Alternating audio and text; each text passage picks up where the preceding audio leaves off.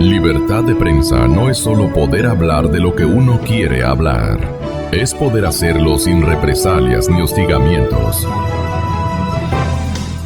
Muy buenos días, licenciado. Muchas gracias. ¿Cómo está la situación en términos generales? No han hablado los bancos.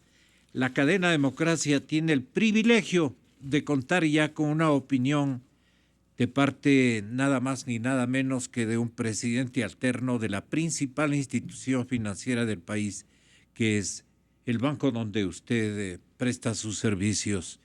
Bienvenido y muy buenos días. Muchas gracias, Gonzalo. Muy buen día a usted y a todos los radioescuchas. Usted empezó diciendo algo que es la esencia del banco, la esencia del sistema bancario. Capta recursos del público y todos esos recursos que ha recibido de sus clientes los presta al mismo público. El banco hace un proceso de intermediación entre los depositantes y los deudores. Solamente para terminar la idea inicial, los bancos, habíamos dicho, son intermediarios que reciben por un lado dinero de los depositantes y por el otro lado prestan ese dinero a los deudores que necesitan los recursos para desarrollar diverso tipo de proyectos personales, proyectos de vivienda, proyectos de emprendimiento, proyectos de comercio, etcétera, etcétera. Los bancos no pueden prestar todo el dinero que captan. Están obligados a tener una reserva por prudencia para enfrentar cualquier situación que se pudiera presentar en cualquier momento y en donde los depositantes demanden que se les devuelva la plata. Okay. Si es que los bancos han prestado todo el dinero y se produce aquel fenómeno de que los depositantes exigen que se les devuelva su dinero, los bancos, pues por supuesto, no tendrían cómo hacer frente a esa demanda de los depositantes. Y es por ello que se establecen mecanismos para crear reservas. Reservas que deben estar absolutamente líquidas y plenamente disponibles para ser entregadas a los depositantes el momento en que así lo resuelvan. Eso es el encaje. El encaje es parte de esas reservas. Ajá. Hay el fondo de liquidez también, que es otro mecanismo adicional. De todos estos de reserva en protección de los depositantes. Sí. Tengamos siempre en cuenta eso, Gonzalo. Estos son mecanismos que protegen a los depositantes del sistema. Ahora amanecemos desde hace 10 o 15 días atrás con la sorpresa de que se sube el encaje, es decir, se sube la reserva, pero en esta ocasión se aplica esa subida solamente a 7 bancos. Son los más grandes, aquellos que tienen más de $1,000 millones en activos. Y son esos 7 bancos los que ahora van a tener una reserva obligada adicional del 5%. Anteriormente era del 2%. Mientras los bancos medianos y pequeños siguen manteniendo una reserva de solo el 2% en este mecanismo que se conoce como el encaje bancario. Primera inquietud, ¿por qué es una decisión discriminatoria que afecta, o más bien diría yo, que favorece a los 7 bancos grandes? ¿Y por qué digo favorece? Porque esos bancos grandes tienen más reserva que los bancos medianos y pequeños. Entonces, aquí me surge a mí una primera inquietud, Gonzalo. ¿No será que este tipo de decisiones que no se entienden van a afectar a los depositantes de los bancos pequeños? Me explico mejor. ¿No será que los depositantes de los bancos medianos y pequeños entren en una preocupación porque su banco solamente tiene el 2% de reserva, cuando los bancos grandes tienen el 5% de reserva? ¿No será una invitación para que los depositantes de los bancos medianos y pequeños retiren su dinero y lo pasen a los depositantes de los bancos grandes porque están mejor protegidos al tener una reserva más grande? A mí me asalta esa preocupación y esa duda, que estoy seguro que las autoridades deben haberlo medido. Y las autoridades, ¿no cree usted que dirán al contrario? Lo que nosotros no hemos querido es que una buena cantidad de estos bancos pequeños queden sin liquidez el momento que exijamos. Puede ser que digan, ok, tienen una liquidez no tan grande como los bancos más importantes, y si les parqueamos a eso, les vamos a complicar. Dinero depositado por el público. Así es. Les acabamos. Puede ser que esa haya sido la reflexión. Ojalá sea esa. Pero si es esa la reflexión, les pone en evidencia una resolución de esta naturaleza. Claro, al decirles a ustedes no suban la reserva, ustedes se mantienen con el 2, claro, y los grandes les vamos a subir al 5. Entonces, de gana, una medida de esta naturaleza tomada sin una consulta previa podría ocasionar este tipo de especulaciones que pueden ser innecesarias y que podrían alterar innecesariamente la tranquilidad del mercado. Es buen punto de vista el suyo. Sigamos en la reflexión, Gonzalo. El otro tema es que las autoridades justifican este incremento en el encaje para los bancos grandes, como lo hemos dicho, porque hay un exceso de liquidez. Y los bancos parece que se han convertido de buenos a malos, los banqueros no quieren prestar. Y entonces les subimos el encaje a los grandes, es decir, les congelamos en el Banco Central una parte de su excedente de liquidez como una forma de estimularlos para que presten. Esa es un poco la filosofía un tanto extraña que está en la cabeza de las autoridades monetarias. Yo digo, si ellos mismos advierten que la economía está en recuperación, que en estos últimos meses las diversas variables e índices económicos demuestran que la economía está nuevamente creciendo, lo lógico es que permitan que los bancos recuperen ese ritmo de colocación de dinero que ya lo hemos venido recuperando. Pero ahora con este ejercicio de congelamiento, pues por supuesto golpean ese interés y esa dinámica del crédito, porque ya $700 millones automáticamente quedaron congelados. Entonces, de nuevo, como no hay una explicación técnica, aparecen las sospechas, mi querido Gonzalo y estimados oyentes. Y la sospecha generalizada, que ya lo presentan varios analistas, es ¿por qué quieren congelar dinero en el Banco Central? ¿Será acaso que ese dinero congelado, que a partir del congelamiento ya se pasa a ser un depósito restringido, pasa a ser parte de la Reserva Internacional, ¿será acaso que las autoridades quieren prestarle ese dinero al gobierno? Ay, Dios mío. Como no explican los antecedentes técnicos y como no es creíble este tema de que la economía se está recuperando y como queremos que presten más, les vamos a congelar plata, lo cual es un contrasentido. Y repito, y como no explican cuál es el motivo, todo el mundo empieza a mirar el fantasma de que se va a incrementar el crédito del Banco Central al gobierno. El señor gerente general del Banco Central, pero si dice en el día de hoy en el Universo saca unas declaraciones, una entrevista, y él dice, les garantizamos que en este año no le vamos a prestar más plata al gobierno, dice por allí, pero eso quiere decir que el próximo año sí le va a prestar. Y lo que yo no creo que debería ocurrir, y digo esto con algún grado de confianza, porque yo personalmente le escuché al señor presidente de la República públicamente y privadamente decir lo siguiente: nunca tomaremos los dineros de los depositantes privados para financiar la caja fiscal. Le repito, Gonzalo, no vamos a tomar los dineros del sector privado para financiar la caja fiscal. Así lo dijo con absoluta claridad el señor presidente Correa. Yo espero que las autoridades monetarias que nos escuchan recuerden ese compromiso del señor presidente y que eliminen el fantasma, si es que lo están pensando, de prestar ese dinero al gobierno central. ¿Por qué?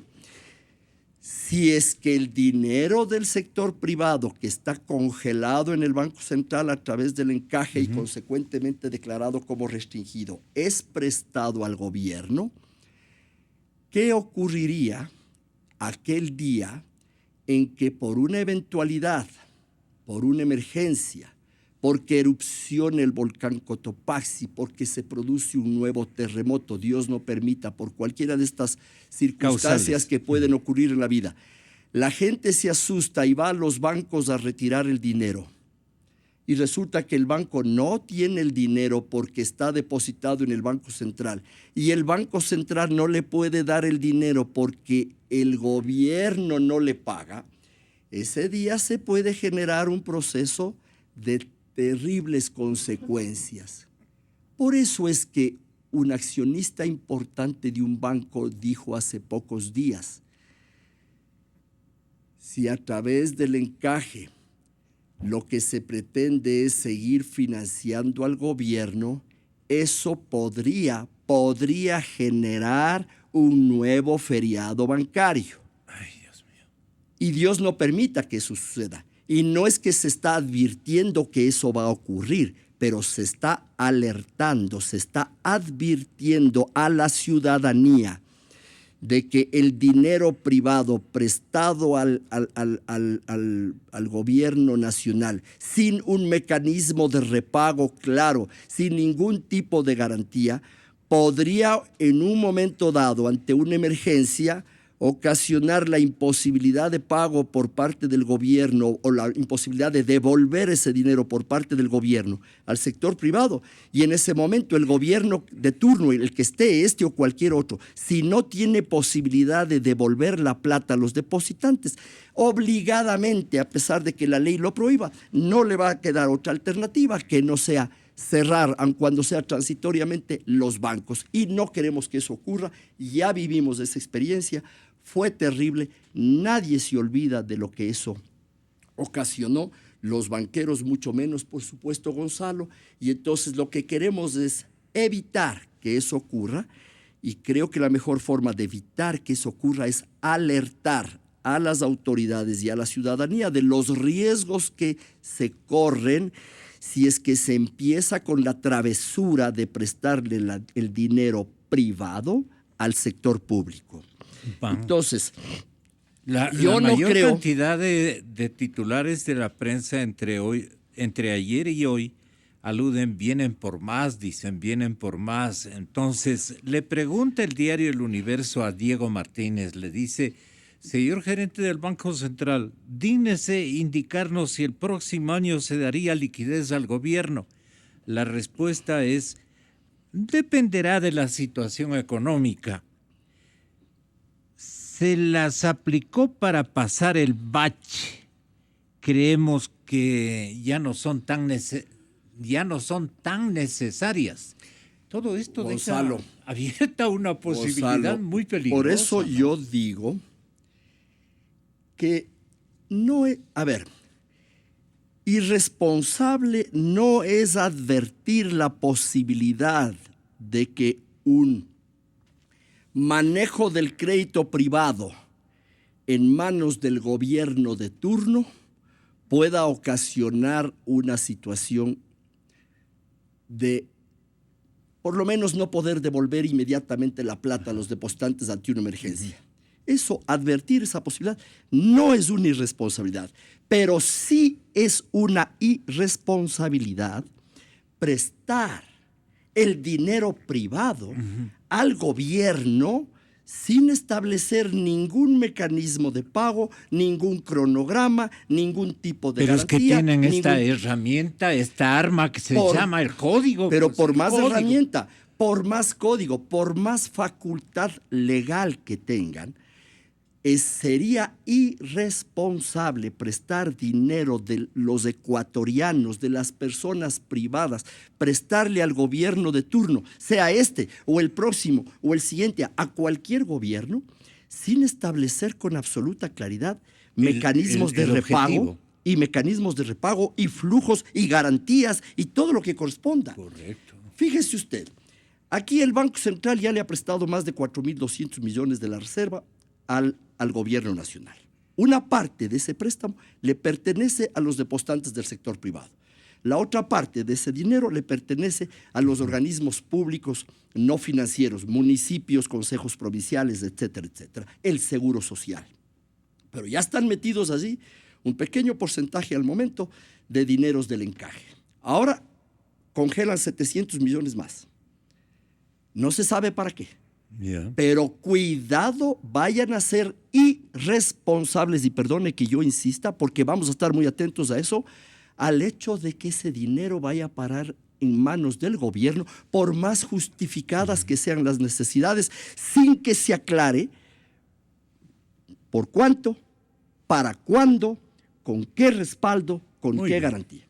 Qué peligroso el escenario que nos A viene. mí me preocupa, muy Gonzalo, de peligroso, que por consideraciones tremendamente estrictamente peligroso. políticas Sí. se empiece a hacer campaña con el cuento de que se están bajando los costos que los bancos pueden cobrar. Porque claro que eso sí genera votos. Seguro. Pero yo no sé quién va a ir a depositar en los bancos cuando empiecen a perder plata. Pregunto en esta sala, ¿alguien iría a depositar su plata o sus ahorros en un banco que perdió plata el año anterior? Me imagino que nadie. Pero nos están llevando al límite. Ya la rentabilidad del sistema bancario ahora es apenas del 5% del patrimonio. Es la rentabilidad más baja de todo el sistema bancario Y latinoamericano. ustedes han tenido que disminuir las tasas también. Por todo lado. Efectos de no... Entonces, y por supuesto, tener que generar procesos de mejoramiento de registrar eficiencia interna, y pérdidas, eso está bien. claro. Pero le digo, Gonzalo, no podemos llevar al límite el tema de las utilidades bancarias, porque nadie va a confiar en un sistema bancario que está perdiendo dinero. Por lo tanto, la generosidad electoral de las autoridades con la ciudadanía, diciéndoles que les está devolviendo plata a sus bolsillos porque los bancos ya no les van a cobrar por los servicios que les dan, puede ser que termine en una quiebra del sistema bancario con todas las consecuencias que eso supone. Entonces, por favor, yo llamo a la prudencia de las autoridades, llamo a la necesidad de volver a encontrar puntos de entendimiento, porque los temas que estamos conversando son delicados y pueden generar consecuencias perversas, no solamente para el gobierno o no solamente para los banqueros, por sobre todo para millones de ecuatorianos que han confiado sus dineros en el sistema financiero de su país, porque no puede ser de otra manera, así tiene que ser. Entonces estamos obligados todos a velar por la solvencia, la estabilidad y la solidez del sistema, y por la posibilidad de que los bancos también hagan utilidades, y eso no es nada malo, porque esas utilidades son las que permiten el desarrollo de los bancos, el crecimiento de los bancos y consecuentemente el crecimiento del crédito bancario en el país. Algo que usted seguramente quiera agregar como... Sí, Gonzalo, agradeciéndole por su invitación y por la oportunidad. Lo primero es darles la más absoluta garantía a todos nuestros depositantes, a los depositantes de todo el sistema bancario, de las entidades grandes, medianas y pequeñas, de que estamos haciendo el mejor esfuerzo para mantener la solidez y la solvencia del sistema bancario. El sistema está en un gran momento y no es justo que porque el sistema esté cosechando los frutos de un trabajo serio, profesional y prudente, ahora se pretenda afectar esa solvencia y esa tranquilidad del sistema con argumentos que no se entienden y por motivos que francamente podrían ser perversos. Yo quiero hacer un llamado público, no solo a la tranquilidad de los ciudadanos, sino por sobre todo al análisis y a la reflexión que deben tener las autoridades del país para que piensen bien en la ejecución de todas estas medidas que podrían eventualmente poner en severo riesgo la tranquilidad de la nación. Estamos prestos para colaborar en todos los esfuerzos que sean necesarios para encontrar mejores mecanismos de desarrollo y de crecimiento y de fortalecimiento del crédito. Pero lo que no vamos a aceptar, Gonzalo, por ningún motivo, es gestos o actitudes o decisiones irresponsables que pongan en riesgo el dinero y la confianza de los clientes del sistema bancario. Está claro. Muchas gracias. Antonio.